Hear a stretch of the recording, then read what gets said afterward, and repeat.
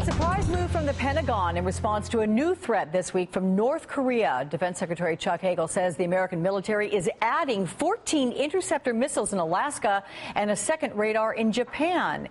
He hinted North Korea's missile program appears further along than previously thought.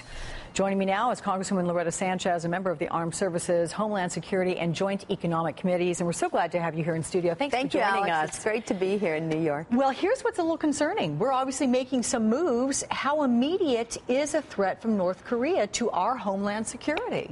Well, it's not immediate. What they've been doing is that they've been testing their missiles. You need two things. You need the actual weapon itself, and you need a way to get it here.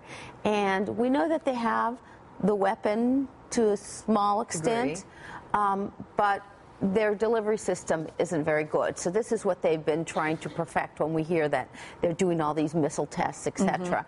They're not there yet. I mean, honestly, we know a lot of information because, well, the last one got up and went somewhere, but the one before, for example, exploded. Right. So we have until, if I read correctly, about 2017 is when we're projected to have everything in place that Defense Secretary Hagel is calling for, which still leaves a couple years here before we feel completely secure. Or does this bother you? Or? Well, you have to remember that this type of a missile, it breaks the surface, it goes into the atmosphere and comes down. And the missile defense system we have hasn't been that accurate at being able to get that. It's like a bullet hitting a bullet. But one of the things that we do have, and that's one of the reasons why the president has said we're pivoting or rebalancing towards the Pacific. I, as a California, always thought we were dealing with the Pacific, honestly. But we have these missile systems on our ships. So they're, depending on where you catch this, we can actually intercept it. So we have coverage during that time. It's just not land-based in the way we're speaking. I see. Okay, so there will be some changes coming there. Talk about changes. It's almost as if we're going back and forth with TSA policy, and you know the uproar over the new position to allow these small, Swiss Army knives and other small knives on board planes. Yeah, I love my Leatherman, and they took it away from me, and now I keep mine home. I mean, we love these little knives because they come in so handy when you need to snip, snap, and everything. Obviously, our flight attendants prefer that people not have any type of a weapon. Sure. I remember at even one point they were stopping umbrellas, with large points on them, for example, coming on. So, the powers that be have determined that, these small Leathermans and things are probably fine to come on.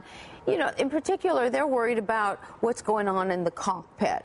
And now that we have these armored doors, etc., they're not so worried about something like that. So then you're comfortable with this? Well,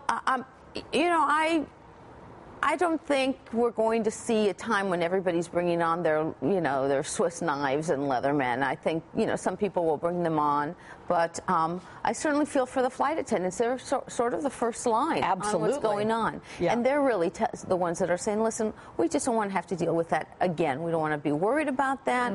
We already have, I fly a lot. I fly 2 or 3 times a week, and probably every 5th time, there's some sort of a mentally unruly, drank too much before they got on, kind of a passenger. And I've never been on one of those flights where the guy runs from the back to the front, but it can be pretty paralyzing to people. So, I guess I would keep the knives off. Yeah, but in this case, it looks like we're probably going to get the go-ahead, and they'll start up next month, being allowed back on board. You are traveling overseas to Rome. You're going to go for the investiture. You're part of a congressional delegation that will be going over for Tuesday. It's pretty exciting. Talk about why this Pope means so much to the United States, because I've heard it said that he can relate to us. Is it because he's a man from the Americas? Well, he is a man from the Americas, and that's important because we've not had one before. He is somebody who has it's interesting you took the name of Francis, because, you know, when I'm a Catholic, I'm a Roman Catholic, and, you know, there's different people with different ideas of what a Catholic or what a Christian should be. And I adhere sort of to the St. Francis, to the Franciscan model, which is that, you know, we help each other, that those who have less than us, it is our mission in life to help them, to get them back on their feet. You know, and St. Francis was different. He was a new type of person in the 1400s when he came about, and he said we should be doing this, and versus the robes and the formality, and the secrecy of what many people see as the clergy being.